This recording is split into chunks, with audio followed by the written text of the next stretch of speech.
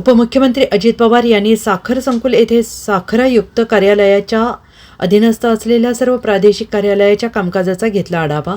पुण्यात उपमुख्यमंत्री अजित पवार यांनी साखर संकुल येथे साखर आयुक्त कार्यालयाच्या अधीनस्थ असलेल्या सर्व प्रादेशिक कार्यालयाच्या कामकाजाचा आढावा घेणाऱ्या बैठकीला उपस्थिती दर्शवली। अजित पवार साखर संकुल कार्यालयात येतात, काही सेकंद वीज गायब होते, त्यामुळे उपस्थित अधिकाऱ्यांची पळापळ झाली आणि त्या अगोदर अजित पवार यांनी कार्यकर्त्यांची भेटीगाठी घेत नवीन वर्षाच्या कॅलेंडरचं प्रकाशन केलं आणि त्यावेळी बाबा आढाव यांनी उपोषण कधी सोडलं असा प्रश्न कार्यकर्त्यांना विचारला। कार्यकर्ते म्हणालेत, उद्धव ठाकरे आल्यानंतर उपोषण बाबा आढाव यांनी सोडलं आणि त्यावर दादांच्या देहबोलीतून नाराजी व्यक्त झाली।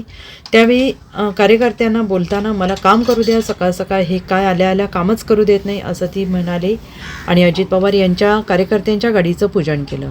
Bureau report SBN Marathi Pune.